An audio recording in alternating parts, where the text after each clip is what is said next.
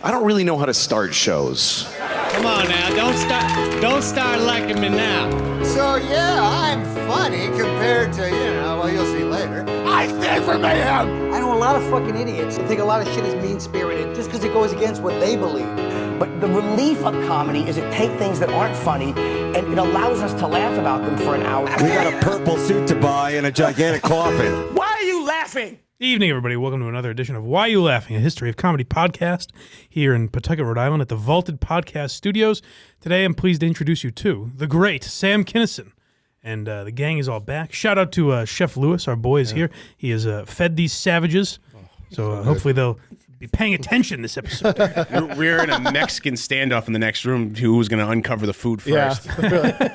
Like, I don't want to do it. I don't want to be rude. Jesus. If this group walked into a restaurant, their knees would shake. Oh, God. We're not prepared. Did the Cisco delivery come in yet?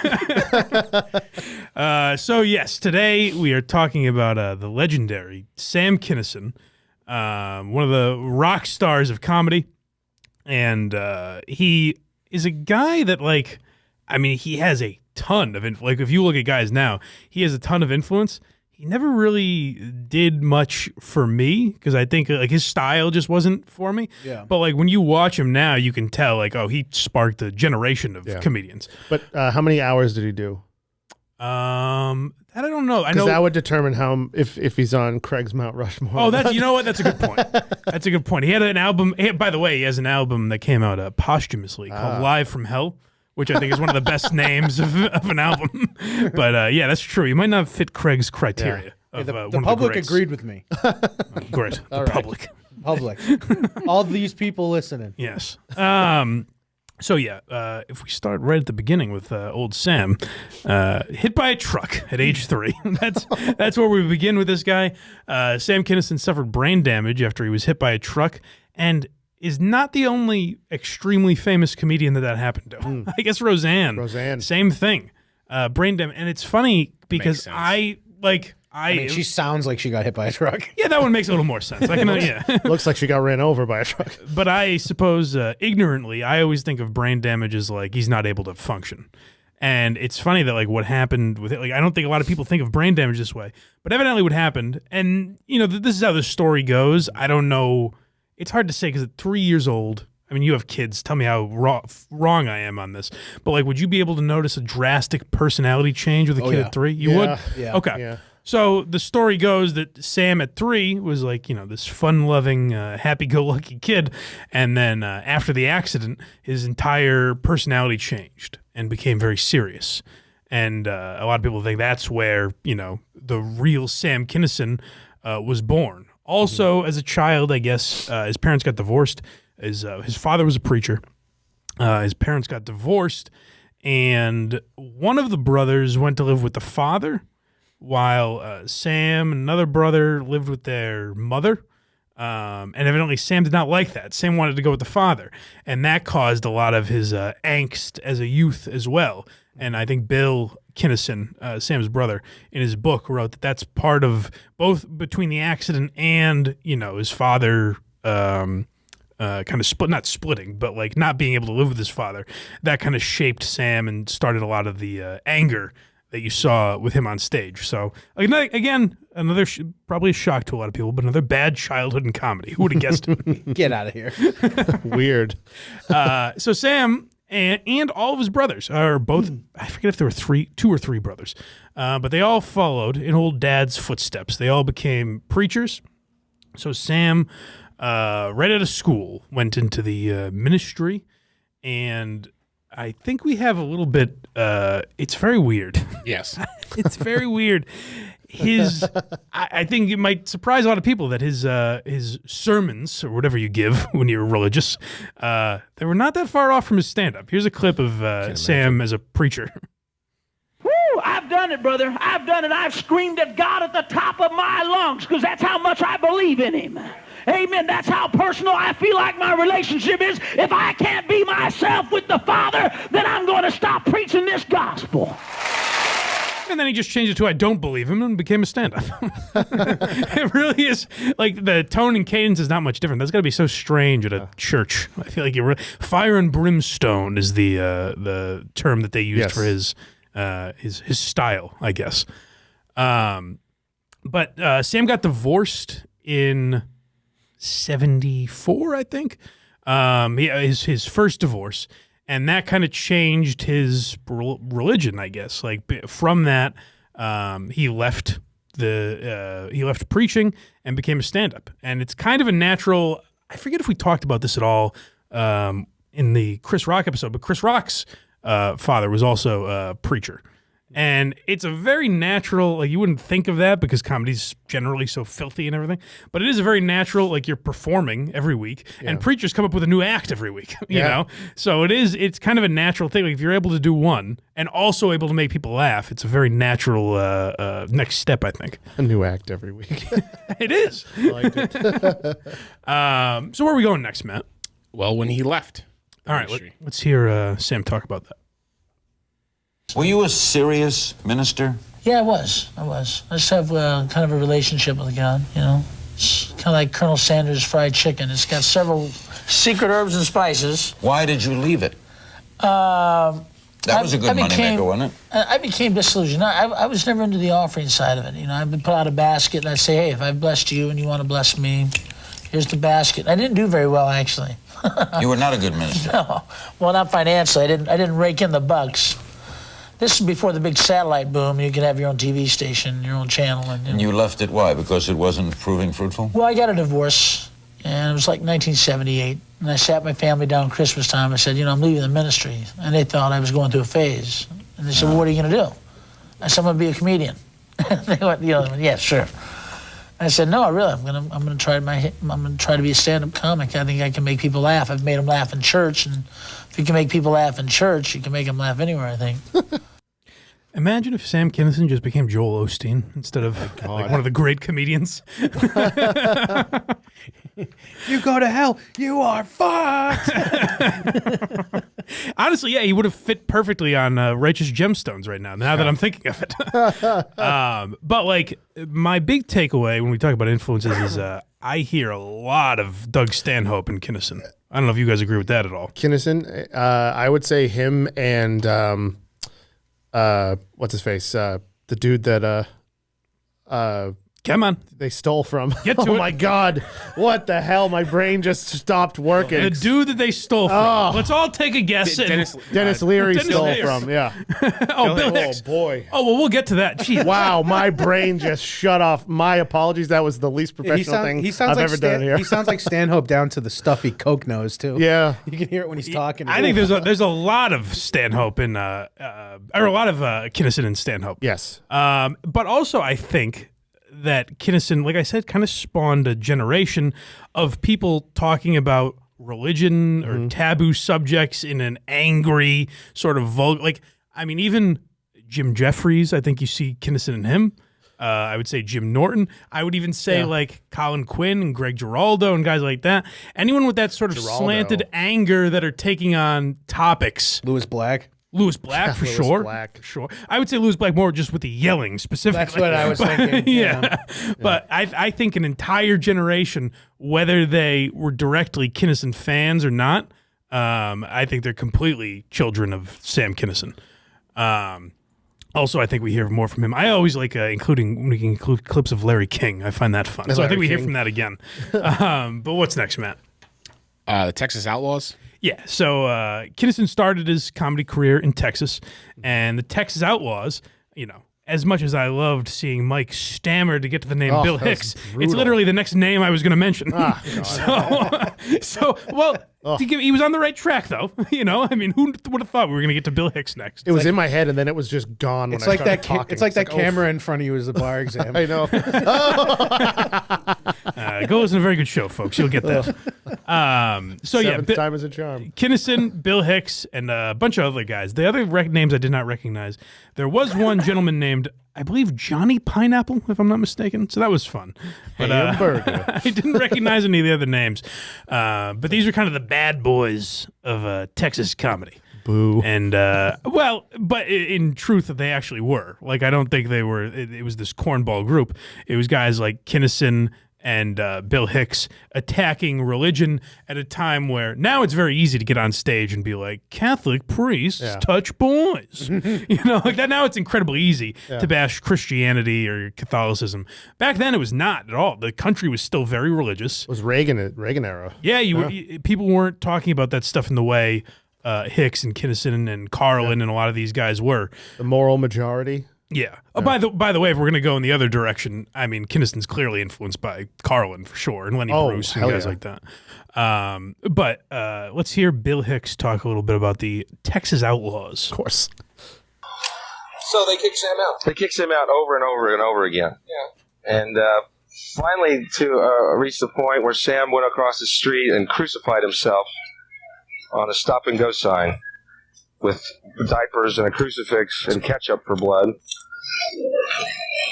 Greenlee, I heard, called the police. I never knew Greenlee was such a concerned citizen about stop-and-go property. And the tensions rose until finally... This is all one night, basically. This is Sam's first night here. No, but I mean, this crucifix. I don't remember what night. Okay. But this was the night he and Moore had a squabble. And he broke Moore's leg or something? No, this is later. This is when he went back. He broke a bar stool, got kicked out for 2 weeks. Something else happened. They kicked him out forever. Forever. He's been back there, though. And Sam, yeah, he has been back. And Sam did not take that well and went up and broke Moore's leg. It'd be great if it cut to Dennis Leary wearing the same stuff, saying the same thing. The Massachusetts Outlaws. We were a crazy bunch.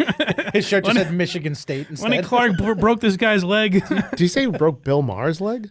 No. Moore is the guy. It was a club owner. Something Moore. By the way, is there a comedian that had a less interesting speaking style than Bill Hicks?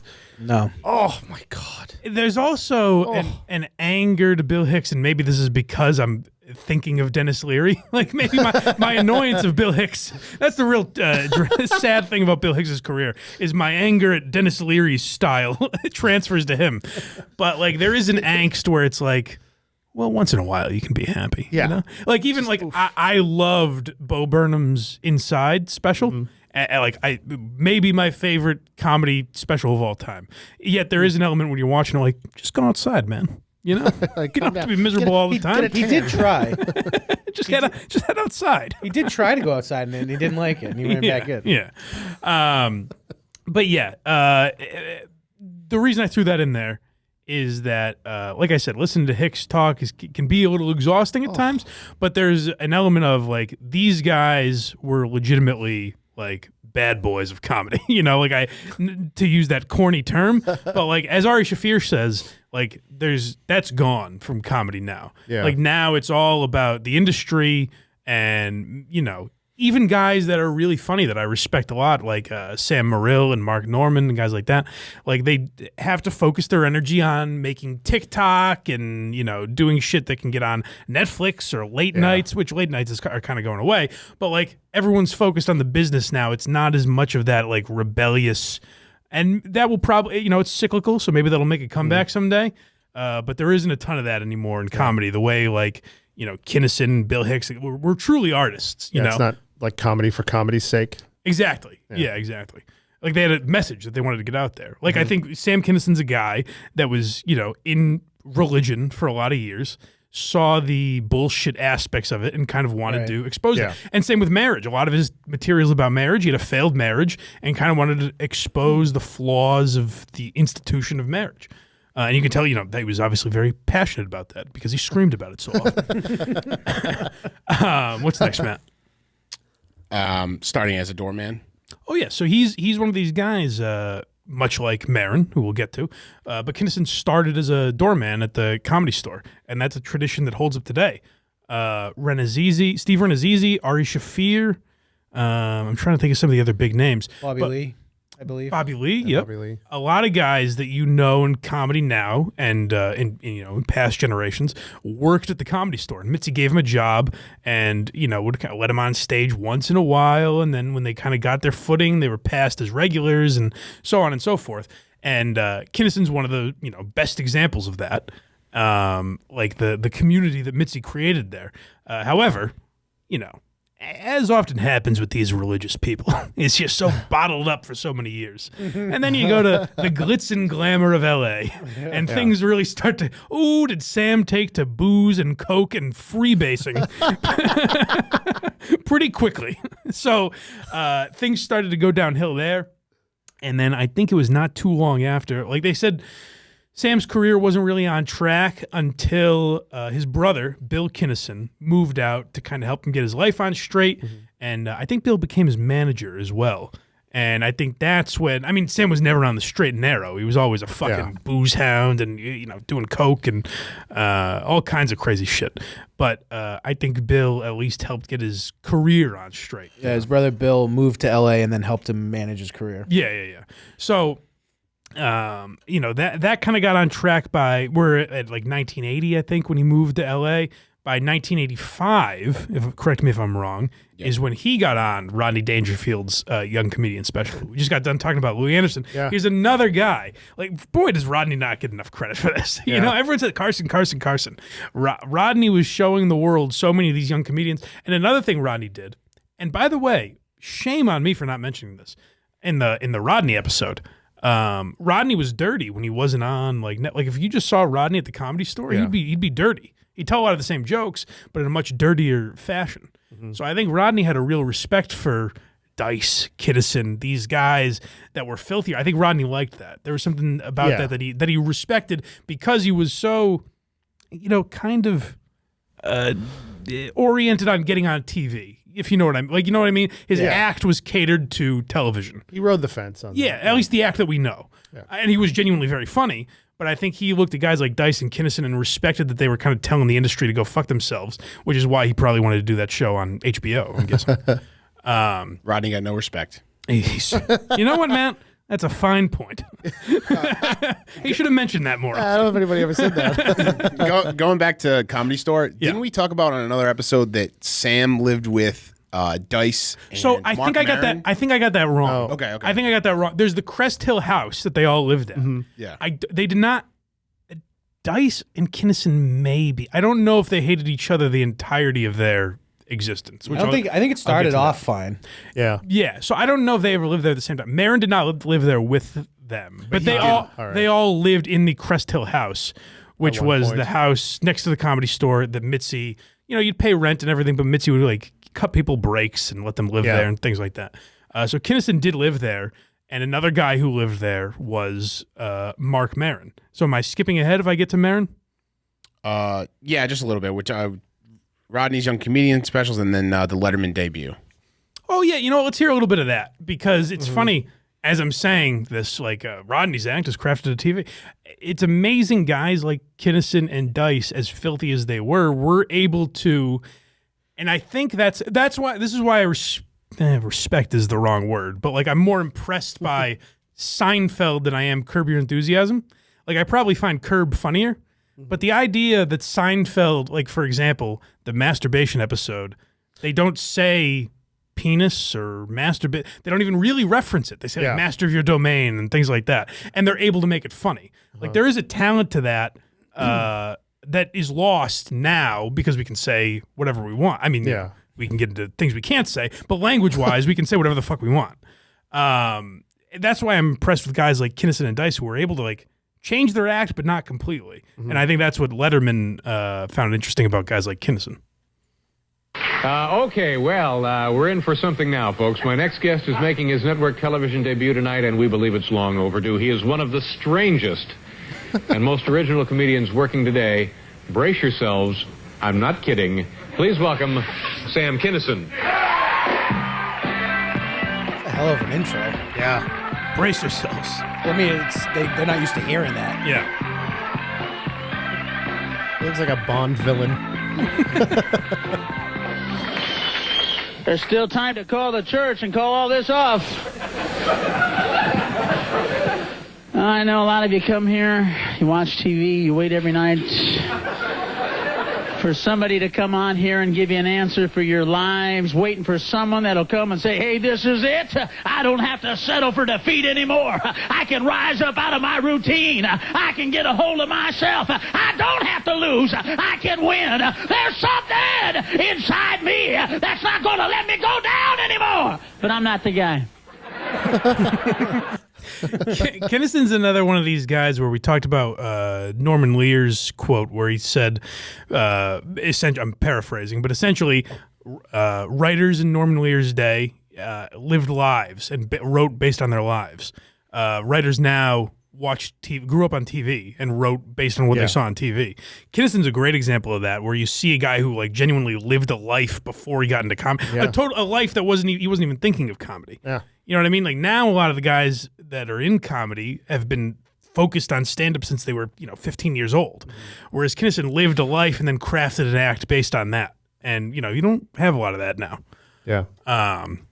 So, as I was saying, Mark Maron has some wild stories with Sam Kinison, as I imagine a lot of people do from the 80s. And that Letterman appearance was around 86, I think 85, same as Rodney. So this is when Sam really started to get famous, is when Maron moved to L.A. to be a doorman at the Comedy Store, following Sam's footsteps. And it's funny, I forget if this is in the clip or not, but Maron said, like, Kinison was a guy, probably not far off from how I would have felt about him if I was around back then. But, like, Maron saw Kinison on TV and was like, that's not for me, really. Like, it wasn't like his type of act. Yeah. And then when he met him, he said it completely like changed his opinion of him, kind of. So this is a little bit of Maron talking about some of his time with the great Sam Kinison. Did you know Kinison at all? Oh yeah, I did. I did my graduate work in shopping lines with Sam at the Comedy Store. Oh, were you a drug guy too? No, I was a drug guy. I haven't done drugs in 13 years. But when I was 21 years old, right, I went out to Los Angeles. Met him, dude. You hung with him. It was 1987. I went out there to be a comic. Right. I get a job as the doorman at the Comedy Store. Right. And it's right before his time. It's right before he breaks, right? Yeah. I didn't know this guy. I'd seen him once on TV and quite frankly didn't like him. I was Right. like, he screams a lot. I don't know. What kind of comedy is that? And I meet Carl. It was the weirdest fucking time. Dude, I met Carl LeBeau. You know Carl. Yeah, I know Carl. The first time I met him, I thought I was a pretty, Mr. Rock and Roll dude. I thought I could handle the drugs. And, I was doing drugs on my own. So I'm living in this house. And Sam goes, we go one-on-one, right? So I'd never met Sam before. And we're sitting there, and we're doing blow. Right. And it's just me and him. He's right here. He's looking me in the eye. He goes, look me in the eyes, Maron. Can't trust a man who doesn't look me in the eyes. And I'm like, I don't know this guy. Yeah. And I'm looking him in the eyes. I'm like, okay, I'm doing it.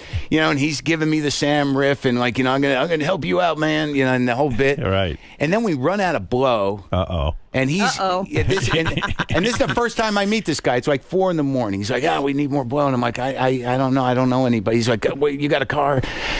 So we get in my car. This is the first time I met the guy. Yeah. And we're driving down Sunset, and he's like in and out of consciousness, and it's like I know that look. Yeah, and he's like, and then he snaps up at one point. He goes, "I don't even know you. You could kill me." And I'm like, "Where are we going? Yeah, what are we doing?" But we drive to this guy's house. It's 4 a.m. Me and Sam rings the intercom. It's like, "It's Sam, what's up?" And I'm like, "Where are we?" Somewhere on Crescent Heights or whatever. And we go up to this door. And Sam's like knocking on the door, and this guy opens the door. He's in a bathrobe. He's got long blonde hair, and he's like, "Could you just be cool? My roommate's sleeping." He's like, "You got anything?" And we go into this guy's room, and and Sam just falls on the floor, and he goes, "You got any booze?" And then for some reason, all this guy had was miniatures. And he gives Sam miniature bottles of booze. Yeah, he gives you get a little bottle of vodka. So he gives a little fat Sam who's on the floor with this mini Smirnoff bottle. So you just see Sam. He looks like a giant. It's like Gulliver in the land of booze. Exactly. Right. Yeah. So he's drinking this and he passes out.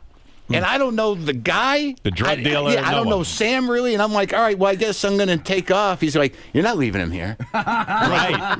He's your responsibility. Right. I'm like, what do you mean? He's like, I don't want him to pull a Belushi on me. Wow. So now I got to walk, Sam, get him up and get him out and get him back to where I live. And he passes out on the floor. So now he's like dedicated to like taking care of this guy he just met, who he's not even really a fan of. Like wild shit that would happen back then. And it got to the point where Maron literally said he moved to Boston. Like Maron, his stand-up career really started in Boston. Yeah, and he said he had to move out there to basically like dry out his brain, like that's right. And like recover from the days where he was hanging out with Kinison and shit. So as Kinison got more and more famous, I would say the Stern era for Kinison was probably where he gained. I don't know about the most fame, but like when I hear people talk about Kinison, a lot of it stems back to the Howard Stern days. He was a regular on Stern. He'd be on, I saw, listened to episodes where he was on with like Richard Lewis and things like that. Mm-hmm. And evidently, Kinison referred to Howard as one of his best friends in show business. And Stern at the time referred to Kinison as very close to him. Now that we know Howard Stern, I question how true that was. Yeah. Like, I just wonder if Stern ever viewed him that way or not. But absolutely not. Yeah, right. So I don't know. I don't know how close they really were. But we get to a huge beef they had. And apparently this was great radio at the time. But we'll hear first Bill Kinison. Is that what we have next? Yeah. So we'll hear Bill Kinison kind of sum up that the beef that they had before we hear it play out on the Stern Show. Sam had talked to John and the band, and their riff with Howard's riff with them was Howard felt like he had broke them, and he probably did. Now they go to another radio station to promote their album instead of his, and so they got this falling out. So Sam's Mr. Peacemaker, so he's talking to John and Richie and the rest of them, and he's going, come on, man. Yeah, you and Howard go way back, and let's go in the morning and patch it up, And so they agree. They'll go in with Sam in the morning. So he calls Howard. He said, "Hey, brother, I got Bon Jovi and everything. We're going to be coming in the morning. They want to make peace with you." Well, Howard, his people get a hold of everybody. CNN, MTV, you name it. They're all there waiting for the big reunion of Howard and Bon Jovi.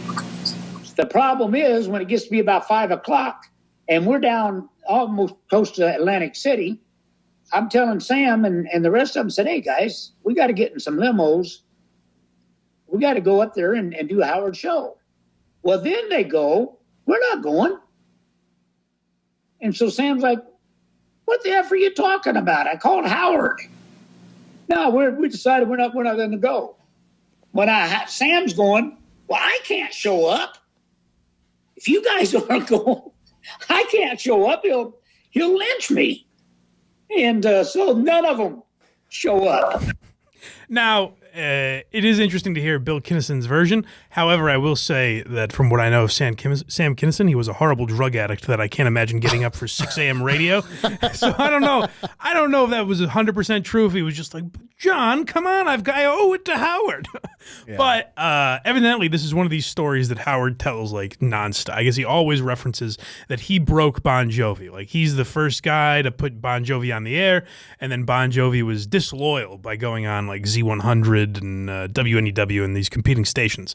And Sam tried to be peacemaker, as Bill was talking about, but it didn't work out, and Howard felt betrayed. And also, I think more so, at least Howard being a radio genius at the time, knowing that it would make great radio. So he turned it into a whole thing that resulted into Sam calling in the next day. And I believe, if I'm not mistaken, this started as an attempted apology.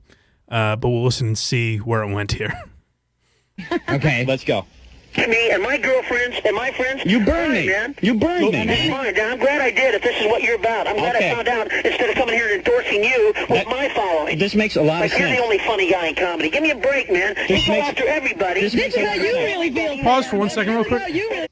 Sorry, I just cannot get over Kermit Howard. Jesus Christ. It's crazy. Boy, without all that fucking bass. Oh, my God. Yeah. All right, let's continue. I think you said that last night. Can't take a joke. That's what it's about. Well, this is how you really feel, isn't it? How do you expect me to be out there 2 days listening to your mouth, man? Hey, this is kind of interesting. You go to the Bon Jovi concert, you say, if I was any kind of man, I would show up. I did my video for free, all right? Does that count as a man? Yeah. The guy that did my video for free. What'd you pay Howard for filming in here? What'd you pay me? I'm taking pictures with Dice because it's like a promo thing. What'd you pay me? Huh? What'd you pay me? What did I pay you? You weren't in my video. No, I just sold out. I just helped you sell a lot of concert You're tickets. not going to be in the video. You know that. All right, so good. I didn't bring any entertainment to your show. Like I sat on there like a lump on the log. Hey, man, let me just say something. I always worked my butt off in your show every time, and I always had a blast doing it. Hey. I always look forward to it. It's the funniest radio show in the country. I thought we had a friendship, man. I thought we did, man. And I thought that we were close. Friends can be mad. Friends can mess up, and friends can be mad at each other and go, man, you shouldn't have done it. Friends can call and say I made a mistake, too. Friends could call us. Call me all the stuff that you've called me for 2 days. Friends could have called yesterday. Try to send people out to yell Dice in my shows, and then make fun of my brother's suicide, man. Hey, first of all, we didn't make fun. Allowed, dude. All right, I got feelings too. You weren't my fun of your brother's suicide. Yeah, but what do you call that little crack? Somebody wrote a letter. Somebody wrote a letter. Somebody wrote a letter. Somebody wrote. I guess I'm over it. I hope it happens to you. Somebody wrote a letter about it. Number one. Do you have any family members that could do that, man? I hope they blow their brains out. Somebody wrote a letter. You know, man, you're not even listening. You're not listening. Forget. Oh, there's a lot of man's going to be flying now, Fred. So, a couple things there. First of all, this is kind of a beef as old as time, where between radio guys and regulars on their show, where like they'll have this battle between, and like you saw O&A had the same thing with Dice, like a lot of, and it's basically like, well, I had you on, so you owe me. I made your career. And it's like, well, I gave to your show. So, and the answer is they're both right. Yeah. Like, Kinison got a lot more famous because of Howard Stern, but also Kinison was good on Howard's show. So it's like, how much do they owe each other? But they'll never, especially with a guy like as big as an ego as Howard Stern, that will never really get resolved. Howard will always think you owe him. But evidently they were able to patch things up. I think Sam was on the show after that. The other interesting note from that whole rant is you hear him mention his brother's suicide a couple times. Evidently, that was the first thought, that the brother killed himself. And then it came out later that the brother was murdered. Oh, shit. And he talked about that in that same Larry King appearance we played a little bit ago. So that was, you could tell, and every time he brought that up, you could tell that weighed heavily on him for sure. Like, that fucked him up pretty bad. Can imagine. Yeah. And I mean, when you have a drug problem, that also doesn't help. You know what I mean? Because then you go down rabbit holes of what could I have done to stop him and all that, you know, never-ending stuff. Yeah. But great radio by Stern there. And also, it's funny to hear that even in the 1980s, Howard has that defense of like, what, make fun of make fun of his suicide? I would never use the N-word. It's like, Howard, come on. All right. I'm shocked. There's gambling going on in this establishment. Yeah, right. But you're absolutely right, though, about the bass and how like different he sounds now. Like, Sam, what do you mean? Woohoo, Robin. It's like, what the fuck? Tell him, Fred. Yeah. So thank God Howard added bass to his voice. People think I do that, by the way. On not on this podcast, but on the other one. And I was like, I don't know how to do that. So maybe I do. After meeting you in person, I can attest that you did not. He has a very sexy voice in real life. It's a broadcast voice if I ever heard one. My wife has actually said that before. She's like, I think Mike sounds really good on the radio. You hear that, folks? The ladies get off. You hear that? To the gear man. Mrs. Mike thinks you sound good. Well, thank God. What's next, important? He turns his feud to Dice. Yes, of course. So another feud he had. Dice was great with, Kinison was great with feuds, as I found out through my research. There was another story where he didn't show up, to kind of back up what I said about the Bon Jovi thing. Him and Joan Rivers had beef because I guess he just didn't show up to Joan Rivers, like he just slept through it or something like that when Joan had her talk show. So that was a very publicly done out thing. This clip is Kinison on Larry King, right? Yes, correct. Okay, so briefly, I'll just they had real beef, And there were a lot of reasons, which I'll explain after Sam explains. But they brutally went at it. Do you guys remember Dice, the clip of Dice going on Arsenio Hall and crying? Yeah. So Sam was on Arsenio Hall not long after that. And Arsenio was asking him about his career, and Dice is going, well, Kinison's going, when you put yourself out there, like just completely mocking him, getting up and pretending to cry. It was great. The quality wasn't great, so I didn't include it. But let's hear Kinison explain the beef between the two. I think he was very unprofessional, and I think he's a jerk. I've known him for about 10 years, and I think he's like the Morton Downey Jr. of comedy. He'll be a big mouth for about a year, and then he'll burn out. Well, which one is dead, Sam? Which one of you made it, you scumbag? He looks like The Undertaker right there. Holy shit. I think, side note, I think Kinison could have been a very good dramatic actor, too. Oh, yeah. Like, I think if he had lived long enough, I could see him in dramatic, kind of, to bring up Stanhope again, that one episode of Louie that Stanhope was in, that's the type of role I think Kinison would have been great at. Yeah. Great episode. Yeah. Sorry, Sam. Continue. I think he looks more like Paul Bear, actually. I don't know. He's pretty bloated and weird looking. No. All you have to do is play my album from 1986 and his current album, and you can find 2 or 3 jokes that I did back years ago, and all he did was reiterate them. So I can't wait for his career to die out like Larry Storch. So there's a lot there. There's what Kinison's saying there is basically Dice stole from him. There's also an element of, I heard, oddly enough, I think T.J. Miller bring this up. I heard T.J. Miller accusing someone of stealing his essence, meaning like this guy didn't take jokes from me, but like kind of stole I think he was talking about Pete Holmes maybe, like stole my personality basically. Like the vibe that he gives off. God, I fucking hope not. And I think there's a little bit of that with Sam and Dice, where they are like, they have the same vibe, and I think because Dice is a character, that Kinison looked at that with disrespect. I personally think Dice is like kind of a genius. Yeah. Like the fact that he was able to do that for as long as he did, and people don't know that it's Andrew Silverstein doing a character. They think he's just some big dumb schmuck from Brooklyn, you know? If T.J. Miller actually said that, I'm going to talk about his allegations more. Oh, God. I really like Pete Holmes, too, by the way. What a threat. TJ, watch out. Craig is going to talk about your allegations. Ironhead's on the case. I'm gonna make this trend on Twitter. Oh, no. If he said something that disgusting. What, did somebody walk by a frat house dumpster to steal his essence? Well, that'll be a sign. He's like he might be gay, he might not be nerd. That's his essence. Craig's going to get on it. He's cares? He's a real dumb shoe. No, but I'm saying, how can you say you stole your essence? He's an alt comic. Who gives a shit? By the way, we're not talking about him. Sorry, it enraged me. And how many stand-up minutes did he do? Folks, yeah, right. Not enough. I love those references that Kinison had too. Larry Storch and Morton Downey Jr. I looked up Larry Storch, and I was like, I don't know this person. They're great. There's something Artie Lang. I heard Artie Lang talk about this. Where including full names is very important to stories because it just adds an element, like a kind of an undefinable thing about a story. But when you say Larry Storch, that's so much better than just saying like some hack, you know? Oh, dude, Jim Norton does that a lot when he talks about my friend Bill D'Angelo. Bill D'Angelo. Let's go throw hot oil on him. That fucking story. So, you know, if you're interested, you can find Craig's 6-part series on T.J. Miller. But we're going to get back into Sam here. He put a bomb threat on a train. You guys know that? I know that. Detective Craig. You're a real dumb shoe. I'm going to fucking get this guy. So, I enjoy it. So yes, his beef with Dice. There are a lot of rumors as to why this started. I think they used to be friends, and I've heard Rogan talk about. I think Norton talk about this as well, where it got very misconstrued. Where like Dice really does looked up to Kinison. Like I don't think Dice ever hated Kinison the way Kinison hated Dice. But I think, like I said, because Kinison is talking about things from his life, like divorce and religion and that sort of thing, and Dice is playing a character, for whatever reason, Kinison wasn't able to grasp that and could never respect him for it. It would be like if Jeff Foxworthy hated Larry the Cable Guy for being disingenuous. That's a great analogy.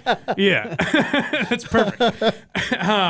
So there were a lot of things. Like there was one story that I don't think I included because it was a couple of nobodies talking about it. And it was very convoluted the way they were telling the story, but the gist of it was very interesting. In that, so there's a bullet in the sign or a bullet hole in the back of the Comedy Store sign. And that is from one Sam Kinison, who coked up one night, came to the store looking for dice with a gun, and just started firing it. That shouldn't be funny, but it really is. Well, dice is still with us, so I think that's why it's funny. But yeah, people just used to not get in trouble back in the day, right? What the fuck? It was so much easier to get away with crime. You know, there wasn't CCTV on every corner. Yeah, there weren't these looky-loos, you know, these nosy Nellies trying to get in our business all the time. Was he banned from the store after that? Nah. Probably not. Nah. he probably headlined the next day. Yeah, Mitzi started paying him after that. Yeah. He means business. Yeah. We didn't have Craig looking into his comedic background, searching for allegations of gun crimes. He didn't say anything absolutely repulsive. TJ Miller's the real victim. Yeah, let's not lose focus. TJ Miller.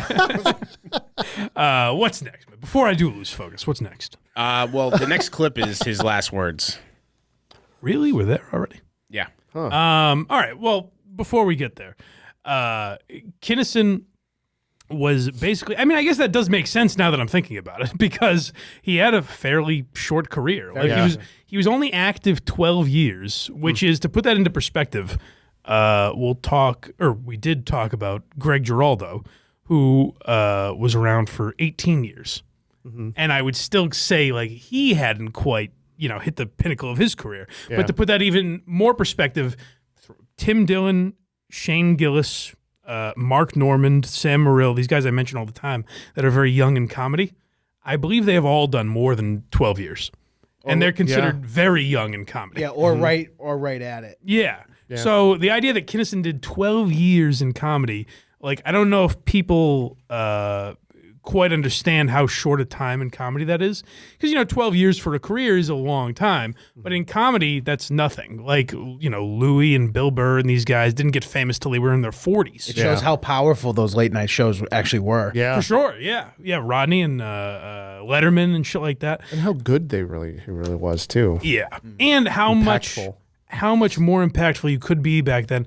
And, like, obviously, I'm sure we'll do a Letterman episode at some point. But, like, the brilliance of Letterman to bring in these weird guys, whether it's, Kinison or like a guy like Chris Elliott, who he had on the show a lot.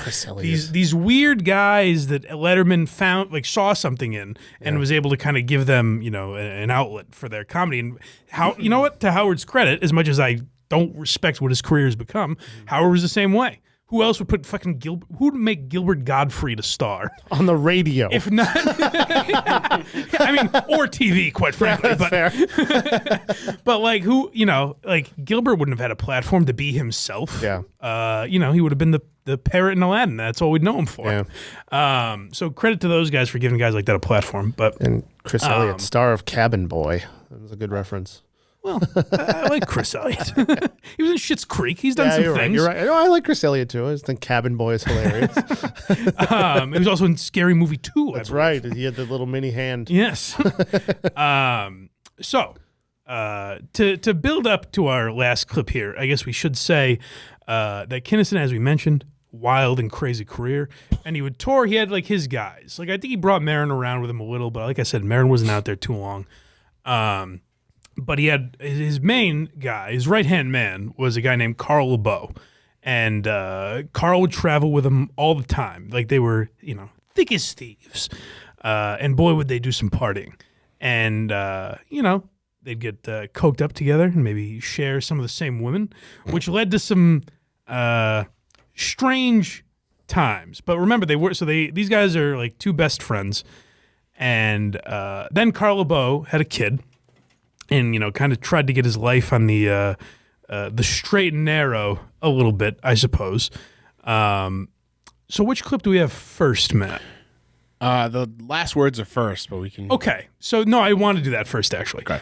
So, Carl LeBeau as a kid, he's trying to get his career together and maybe start headlining on his own rather than opening for Sam.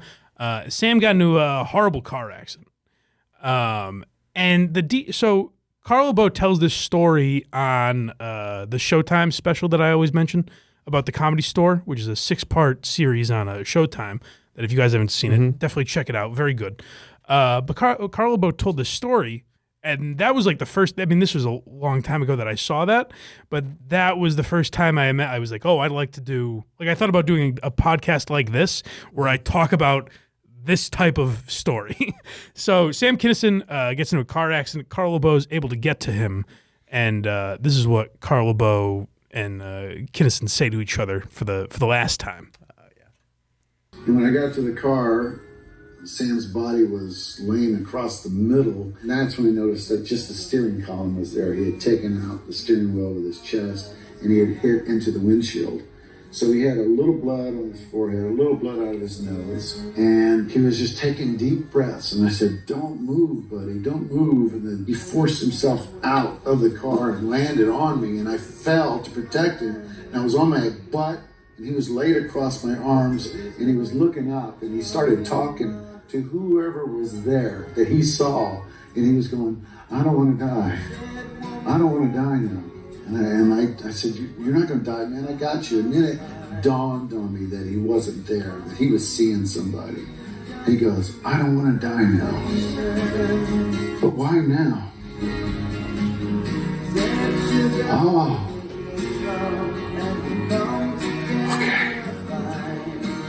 Okay. He just took off. And his eyes shut, and I felt him go right through my face. But it wasn't until someone came up and shook me and said, how's he doing? And then I realized that he's gone. He's gone. And after that, then time turned back into time.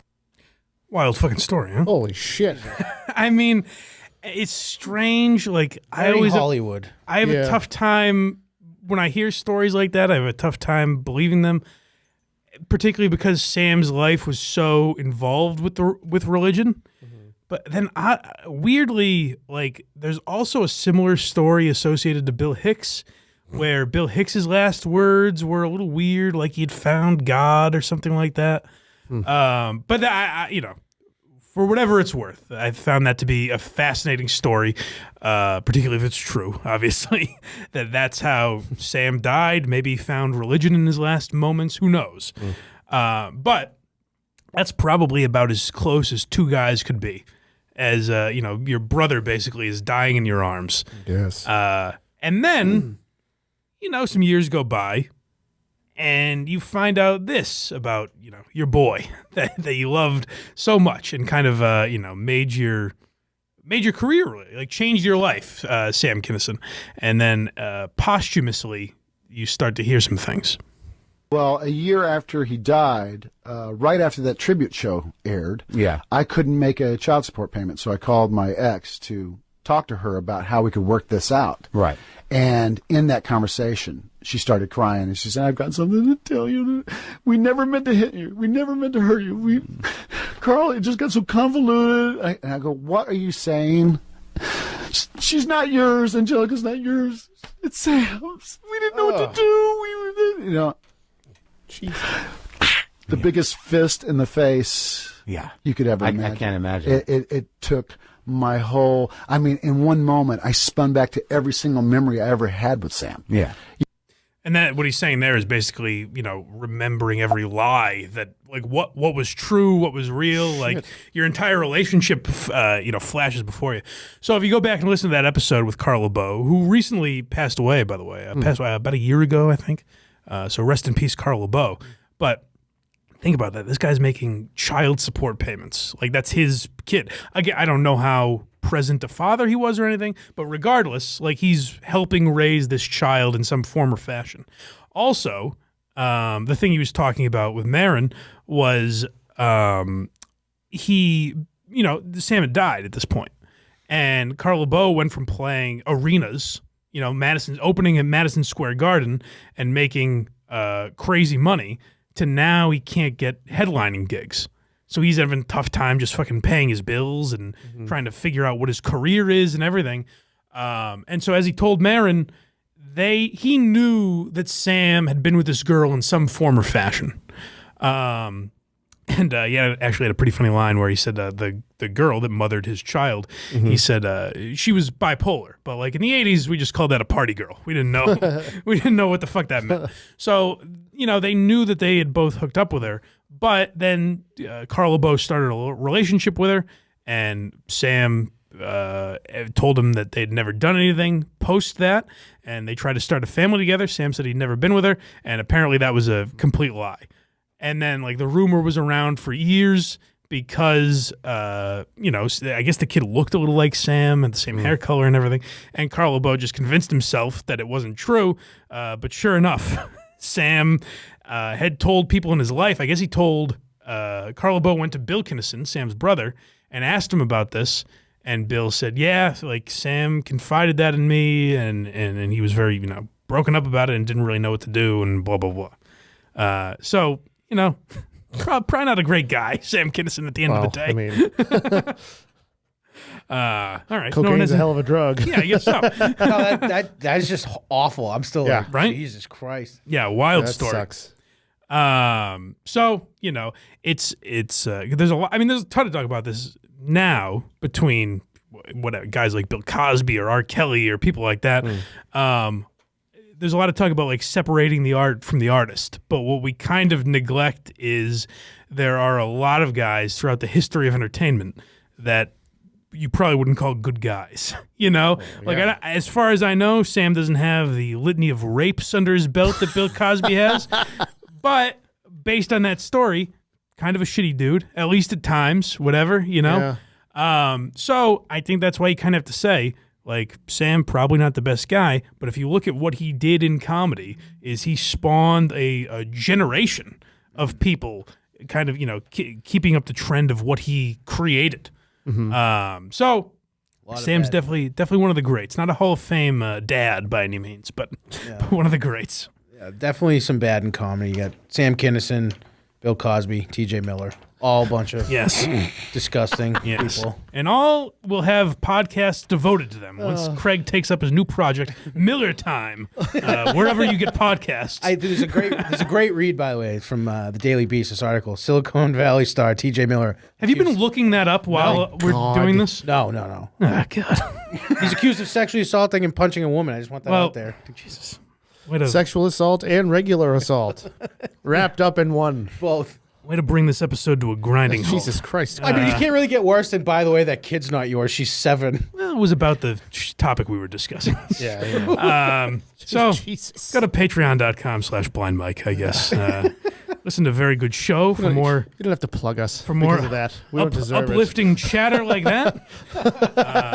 But if you do a podcast or anything, audio, video, whatever, come down to Vaulted Podcasts in Pawtucket, Rhode Island, vaultedpodcastsri.com, and Matt from RI on Twitter.